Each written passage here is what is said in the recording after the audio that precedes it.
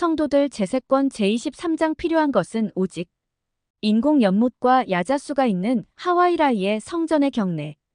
1935년 2월 6일 15살의 코니 테일러와 다른 회원들은 제임스 H. 월리스로부터 축복사의 축복을 받기 위해 신시내티 지부 집회소에서 기다리고 있었다. 지난 세기에는 축복사의 축복이 대체로 성인 성도들에게만 주어졌는데 그들은 일생에서 한 명 이상의 축복사에게서 축복을 받는 경우도 종종 있었다. 그러나 지난 몇 년간 교회 지도자들은 코니와 같은 10대들이 신앙을 강화하고 삶의 방향을 찾을 수 있는 한 방법으로 축복사의 축복을 받을 것을 권장하기 시작했다. 또한 교회 지도자들은 성도들에게 축복사의 축복을 한 번만 받아야 한다는 점을 명확히 했다. 영국 출신의 개종자인 월리스 형제는 제1회장단에게서 교회의 외딴 지부에 있는 성도들에게 축복사의 축복을 주도록 부름을 받았다. 최근 2년간 그는 유럽으로 파견되어 1,400여 건의 축복을 주고 돌아왔으며 이제는 미국 동부와 캐나다의 성도들에게 축복을 주는 임무를 수행 중이었다. 신시내티에서는 축복사의 축복을 받을 기회가 흔치 않았기에 월리스 형제는 자격이 되는 모든 지부 회원들이 기회를 확실히 누릴 수 있도록 장시간에 걸쳐 축복을 주고 있었다. 코니는 자신이 축복을 받을 차례가 되자 상호 부조 회실에 마련된 자리에 앉았다. 월리스 형제는 코니의 머리 위에 손을 얹고 그녀를 본명인 코닐리아 벨 테일러로 불렀다. 그는 축복을 주면서 주님이 코니를 알고 지켜주신다고 확언했다. 그는 코니가 기도로 주님을 찾고 악을 피하며 지혜의 말씀에 순종한다면 평생 인도를 받게 될 것이라고 약속했다. 또한 재능과 지성을 통해 하나님의 왕국에서 기꺼이 일하는 일꾼이 될 수 있도록 교회 활동에 더 큰 관심을 기울이라는 권고를 주었다. 월리스 형제는 코니가 언젠가 성전에 가서 부모에게 임봉될 것이라고 약속했다. 그러면서 축복사는 이렇게 말했다. 이 약속을 의심하지 말지어다. 주님의 때가 되면 성령이 그대의 아버지를 감화할 것이니라. 성령의 영향력을 통해 그대의 아버지는 진리의 빛을 보게 될 것이며 그대와 함께 축복을 누리게 될 것이니라. 위로가 되는 말들이었지만 그만큼 큰 신앙이 필요한 내용이기도 했다. 코니의 아버지 이름은 조지 테일러였다. 시가 담배의 일종 제조자인 그는 다정하고 친절했지만 후기 성도들을 몹시 싫어하는 가정에서 성장한 사람이었다. 코니의 어머니인 에덜라인이 교회에 처음으로 관심을 보였을 때 그는 아내가 교회에 가입하는 것을 허락하지 않았다. 코니가 6살 무렵이던 어느 날 그녀의 아버지는 길을 건너다 차에 치이는 사고를 당했다. 그가 부러진 다리를 회복하며 병원에 누워있을 때 에덜라인은 교회에 가입할 수 있게 해달라고 다시 한번 간청했고 이번에는 승낙했다. 조지의 마음은 계속 부드러워져서 최근에는 코니와 코니의 형제들에게도 침례를 허락해 주었다. 그러나 본인은 교회에 가입하거나 가족과 함께 모임에 참석하는 것에 전혀 관심을 두지 않았다. 축복사의 축복을 받고 얼마 지나지 않아서 코니는 이웃들에게 복음을 전파하는 지부의 선교 활동에 자주 참여하기 시작했다. 대공황 기간에 선교사 수가 감소한 것을 보강하기 위해 전 세계 성도들은 집 근처에서 하는 시간제 봉사에 자주 소집되었다. 1932년에 신시내티 지부 회장인 찰스 앤더슨은 신시내티에서의 선교 사업을 계속 진전시키기 위해 전도 협회를 조직했다. 주일학교는 오전, 성찬식은 저녁에 열렸기 때문에 코니와 다른 청소년들은 오후가 되면 보통 1시간 정도 집집마다 문을 두드리며 사람들에게 회복된 복음을 이야기했다. 전도협회에서 코니의 동반자 중 한 명은 주디 방이었다. 얼마 전에 주디는 코니의 오빠 밀턴과 데이트를 시작했다. 밀턴과 주디는 교회 회원이라는 것 외에는 공통점이 많지 않았지만 함께 즐겁게 지냈다. 코니도 최근에 주디의 오빠 헨리와 첫 데이트를 했다. 그러나 코니는 헨리보다는 자신과 동갑인 헨리의 잘생긴 남동생 폴을 더 좋아했다. 3월에 폴은 코니에게 상호양상회 롤러스케이트 활동에 함께 가자는 말을 하고 싶어 했는데 코니는 그 사실을 주디를 통해 알게 되었다. 코니는 그날 저녁 내내 폴이 그 말을 해주기를 기다렸지만 폴에게서는 아무런 말도 없었다. 다음 날 활동을 몇 시간 앞두고서야 헨리가 밀턴에게 코니가 폴과 함께 스케이트를 타러 갈 것인지 물어봐 달라는 부탁을 했다. 코니는 폴의 이런 우회적인 방법에 데이트 신청을 받아주었고 둘은 함께 스케이트를 타며 즐거운 시간을 보냈다. 활동 후에 몇몇 청소년들은 헨리의 차에 우르르 타고 근처 식당으로 가서 칠리 요리를 먹었다.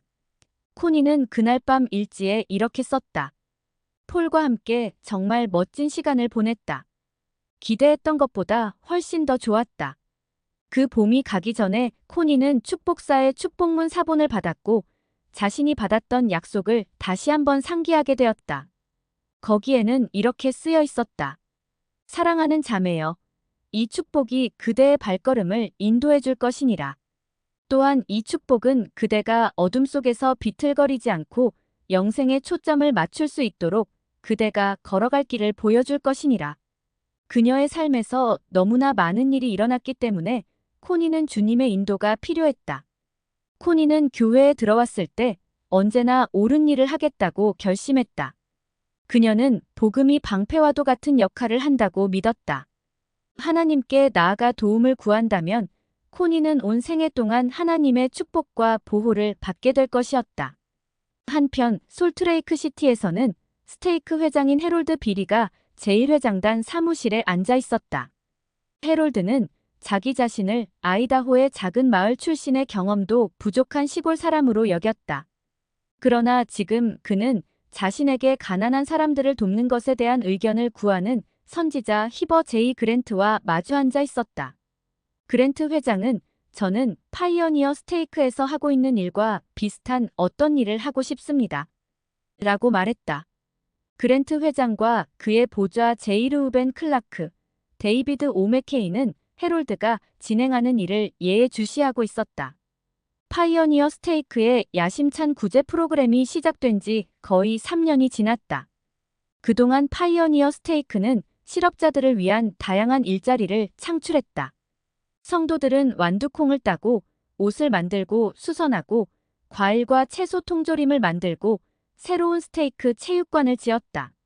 스테이크 창고의 복잡한 운영은 제시 드루리가 맡아 처리했으며 스테이크 창고는 구제 프로그램 활동의 중심지 역할을 했다. 그와 동시에 제1회장단은 공적 자금에 의존하는 교회 회원들의 수에 대해 몹시 우려했다. 그들은 식비나 집세를 낼 돈이 없는 성도들이 정부의 구제를 받는 것이나 교회 회원들이 연방 정부의 공공사업을 통해 도움을 받는 것을 반대하지 않았다. 그러나 유타주가 정부 원조에 가장 많이 의존하는 주들 중 하나가 되면서 제1회장단은 일부 교회 회원들이 필요하지도 않은 원조금을 받고 있는 것에 대해 염려하게 되었다. 또한 정부가 얼마나 오랫동안 구제 프로그램에 자금을 지원할 수 있는지에 대해서도 의문을 가졌다. 클라크 회장은 그랜트 회장에게 연방 정부의 원조를 대체할 무언가를 성도들에게 제공해야 한다고 촉구했다. 정부의 일부 구제 프로그램이 게으름과 실의를 초래했다고 여긴 클라크 회장은 교회 회원들에게 교리와 성약에서 가르치는 바와 같이 서로를 돌보는 책임을 받아들이고 가능하면 원조를 받는 대가로 일을 하도록 권고했다. 그랜트 회장에게는 또 다른 우려도 있었다. 대공황이 시작된 이래로 그는 일자리와 농장을 잃은 선하고 근면한 후기 성도들에게서 수많은 편지를 받아왔다. 그는 종종 그들을 돕기 위해 할 수 있는 일이 없다는 무력감을 느꼈다. 가난한 가운데 자란 그는 빈곤이 어떤 것인지 잘 알았다.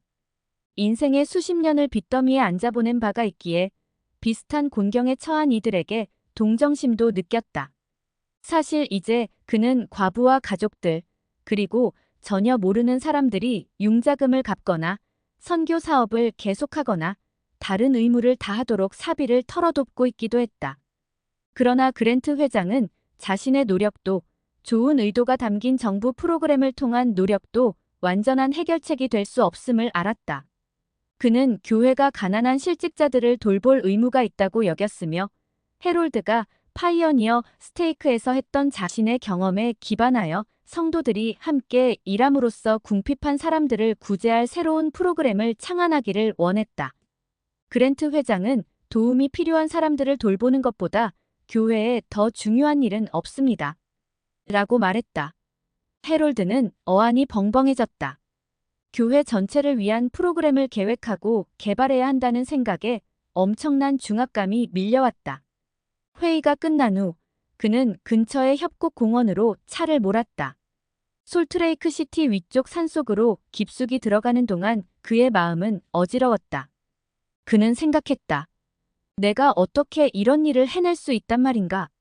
도로가 끝나는 공원 언저리에 이르렀을 때 그는 차의 시동을 끄고 나무들 사이로 이리저리 거닐다 한적한 곳을 발견했다. 해롤드는 무릎을 꿇고 인도를 구하는 기도를 드렸다. 그리고 주님께 당신 백성의 안전과 축복을 위해 당신의 인도가 반드시 필요합니다. 라고 말씀드렸다. 고요한 가운데 강력한 느낌이 그에게 임했다. 해롤드는 깨달았다. 이 백성에게 필요한 도움을 주기 위해 새로운 조직이 필요한 것은 아니다. 필요한 것은 오직 하나님의 신권을 행사하게 하는 것뿐이다. 그 후로 며칠 동안 그는 사도이자 전 상원 의원인 리드 스무트를 포함하여 경험 많고 박식한 여러 사람들의 조언을 구했다. 그리고 몇 주에 걸쳐 교회 구제 프로그램에 대한 자신의 비전을 설명하는 도표와 상세한 보고서가 포함된 예비 제안서를 만들었다. 해롤드가 계획서를 제1회장단에게 제출했을 때 맥케이 회장은 그것이 실현 가능하다고 생각했다. 그러나 그랜트 회장은 성도들이 그런 대규모 프로그램을 실행할 준비가 되어 있을지 확신이 들지 않아 망설여졌다. 회의가 끝난 후에 기도로 주님께 인도를 구했지만 그는 아무런 지시도 받지 못했다. 그랜트 회장은 비서에게 이렇게 말했다. 주님께서 원하시는 바가 무엇인지 확신이 들기 전에는 진행하지 않을 것입니다. 구제 프로그램에 대한 주님의 인도를 기다리는 동안 그랜트 회장은 스테이크를 조직하기 위해 하와이 오아후 섬으로 갔다. 그가 그곳에서 성전을 헌납한 지 15년이 흘렀으므로 많은 것들이 달라져 있었다. 한때 메마르고 관목이 무성하던 성전터는 부드럽게 흔들리는 야자수에 둘러싸인 계단식 인공 연못과 만개한 부겐빌레아 나무로 활기를 띠었다. 하와이에 있는 교회도 번창했다. 후기 성도 선교사들이 호놀룰루에 처음 도착한 이후 85년이 지나는 동안 하와이의 교회 회원 수는 1만 3천 명 이상으로 늘어났고 그중 절반이 오아후 섬에 살고 있었다. 교회 모임의 참석자 수는 이보다 더 많았던 적이 없었고 성도들은 이제 스테이크에 소속되기를 열망했다. 오아후 스테이크는 교회의 113번째 스테이크이자 북미 이외의 지역에서 조직된 첫 번째 스테이크가 될 터였다. 이제 하와이 성도들에게는 처음으로 감독과 스테이크 지도자, 축복사가 생길 것이었다. 성도들과 함께 시간을 보낸 후 히버는 하와이 성전의 건축을 감독했던 렐프 울리를 스테이크 회장으로 불렀다. 하와이 원주민이 나서 카페와 오케아오 와이파 파커는 보좌 중 한 명으로 봉사하게 되었다. 스테이크 고등평의회, 상호부조회 회장단, 기타 지도자 직분에는 폴리네시아 및 아시아계 남성들과 여성들이 부름을 받았다. 선지자는 하와이 교회 회원들의 다양성에 깊은 인상을 받았다. 예전에는 하와이 원주민들에게 집중적으로 선교 사업을 했지만 이제는 더 다양한 사람들이 복음을 받아들이고 있었다. 1930년대에는 일본계 사람들이 하와이 인구의 3분의 1 이상을 차지했다. 하와이에 사는 그 밖의 주민들은 사모아인, 마오리인, 필리핀인, 중국인의 후손들이었다. 1935년 6월 30일에 선지자는 새로운 스테이크를 설립했다. 며칠 후에 그는 교회의 일본계 회원들과 함께하는 만찬에 참석했다. 이 소규모 그룹은 매주 모여 일본어 주일학교반에서 공부를 했다. 저녁 식사를 하는 동안 히버는 성도들이 일본 전통 악기로 음악을 연주하는 것을 들었다. 또한 유타주 농업대학에 유학하던 중 교회에 들어온 가스누마 토미조와 일본에서 침례를 받고 이후 성전에서 봉사하기 위해 1920년대에 하와이로 이민을 온 79세의 성도 나치의 친애의 간증도 들었다. 히버는 음식을 먹고 음악과 간증을 들으면서 일본 선교부의 초대 회장으로 봉사했던 30년 전을 떠올렸다. 그는 자신이 일본에서 했던 선교 사업에 늘 실망했었다. 혼신의 노력에도 불구하고 그는 언어를 잘 배우지 못했으며 그 선교부에서 나온 개종자는 단 몇 명뿐이었다. 이후에 선교부 회장들도 어려움을 겪기는 마찬가지였는데 교회 회장이 되고 몇 년 후에 일본 선교부를 폐쇄하면서도 그는 그 선교부를 성공으로 이끌기 위해 자신이 무엇을 더 했어야 했는지를 알고자 여전히 고심했다. 한때 그는 이렇게 말했다. 아마 생애가 끝나는 날까지도 나는 주님께서 내게 기대하신 바를 이루지 못했다고, 또 나를 그곳으로 보내신 목적을 이루지 못했다고 여길지도 모르겠습니다. 일본 성도들을 만나 그들의 주일학교에 대해 더 많이 알게 된 히버는 하와이가 일본의 새로운 선교부를 개설하는 열쇠가 될 수 있음을 깨달았다. 호놀룰루에 있는 동안 그는 새로 침례받은 일본 회원 2명에게 확인 의식을 집행했다. 그 중에는 침례받기 2년 전부터 주일학교를 가르쳐온 이케가미 키치타로도 있었다. 이 인상적인 젊은이는 헌신적인 아버지였고 오아후 섬에서 활동하는 영향력 있는 사업가였다. 히버는 문득 자신이 방금 일본 성도들에게 해준 확인 의식수가 일본에서 선교 사업을 하던 전 기간에 자신이 행했던 확인 의식수보다 더 많다는 것을 깨달았다. 아마도 때가 되면 이 성도들은 일본으로 선교 사업을 나가도록 부름받아 교회가 그 나라에서 뿌리를 내리도록 도울 수 있을 것이다. 헬가 마이주스 주변의 일상은 계속 변화했다. 1935년 초에 아돌프 히틀러는 독일의 군사력을 강화하고 있다고 공개적으로 발표했는데 이는 세계 대전이 종식되었을 때 체결한 조약을 위반하는 처사였다. 유럽 국가들은 딱히 그의 권력을 제한하려는 조치를 취하지 않았다. 히틀러는 선전부 장관의 도움으로 독일을 제 뜻대로 좌지우지하고 있었다. 나치의 힘을 보여주는 거대한 집회는 수십만 명의 사람들을 끌어모았고 독일 어디를 가더라도 친히틀러 라디오 프로그램과 민족주의 음악이 들리고 나치 스와스티카 하켄크로이츠 나치의 갈고리 십자 표장 옮긴 일을 볼 수 있었다. 변화는 교회에서도 일어나고 있었다. 꿀벌 소녀 프로그램은 계속되었던 반면 정부는 더 많은 청남들이 나치당의 청소년 단체에 가입하도록 장려하기 위해 독일의 교회 보이 스카우트 프로그램을 해산시켰다. 또한 나치가 유대인들을 증오했으므로 정부는 교회들이 유대교와 관련된 단어들을 사용하지 못하게 조치했다. 그리하여 이스라엘과 시온이라는 단어가 들어있는 신앙개조가 금지되었고 신성한 권세 디바인 어소러티라는 제목의 전도용 소책자를 포함한 교회 서적들도 나치의 권력에 도전하는 듯 보인다는 이유로 금지되었다. 독일의 교회 지도자들은 이런 금지 사항 중 몇 가지에 저항했지만 결국은 성도들에게 새 정부에 적응하고 교회와 회원들을 위험에 처하게 하는 어떠한 언행도 삼가달라고 권고하기에 이르렀다. 비밀 경찰이 어디에나 있었기에 틸지트의 성도들은 반란이나 저항의 어떤 징후도 금세 들키고 말 것임을 알았다.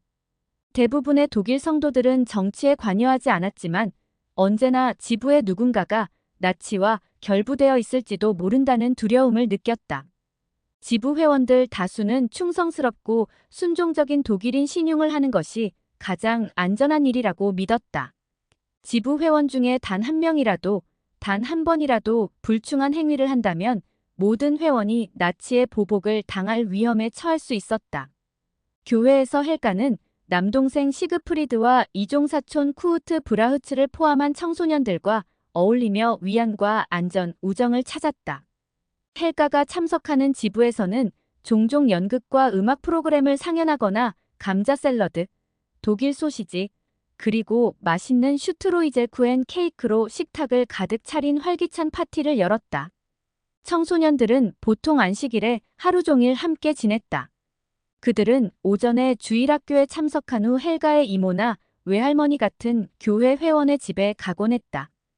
피아노가 있는 곳에서는 누군가가 피아노 앞에 앉아 반주를 했고 모두들 함께 피아노 반주에 맞춰 교회의 독일어 찬송가를 부르곤 했다.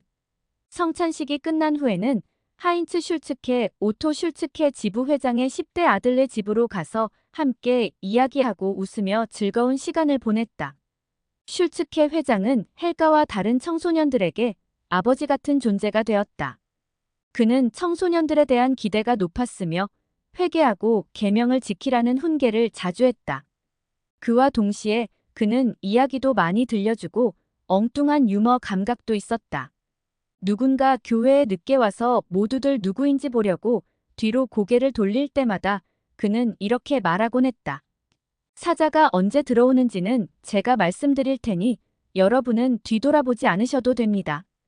헬가는 또한 외할머니에게서 위안과 인도를 얻었다.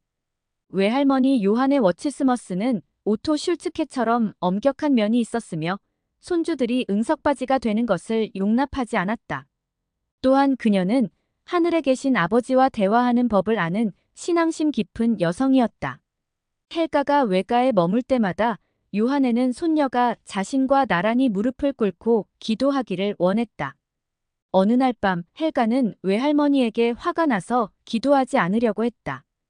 요한에는 헬가를 그냥 두지 않고 함께 기도하기를 고집했다. 헬가는 결국 할머니를 이기지 못하고 딱딱한 바닥에 무릎을 꿇었는데 그때 속상한 마음이 눈 녹듯 녹아내렸다.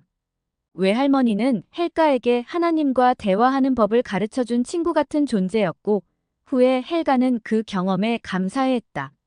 헬가는 분노가 자신의 마음을 사로잡도록 내버려 두지 않았다는 사실이 기뻤다. 1936년 2월 해롤드 비리는 제1회장단과의 첫 만남 이후 10개월 만에 다시 한번 그 사무실에 앉았다. 그랜트 회장은 궁핍한 성도들을 위한 구제 계획을 추진할 준비가 되어 있었다. 얼마 전 감리 감독단이 와드미 스테이크 회원들을 대상으로 실시한 설문조사에 따르면 성도들은 5명 중 1명꼴로 어떤 형태로든 재정 지원을 받고 있었다. 그러나 그들 중 도움을 얻기 위해 교회에 의지하는 회원은 소수였다. 이는 부분적으로는 근 몇 년간 연방 정부가 각 주에 지급하는 원조 규모를 극적으로 늘렸기 때문이었다. 감리 감독단은 모든 후기 성도가 가난한 사람들을 돌보기 위해 각자의 역할을 다한다면 교회가 모든 궁핍한 회원들을 도울 수 있다고 믿었다. 그랜트 회장과 보좌들은 해롤드에게 이전의 제안서를 수정해 줄 것을 요청했다. 그리고 그들은 지역 구리광산의 복지 프로그램 책임자인 캠벨 브라운 2세를 채용해 해롤드를 보조하게 했다.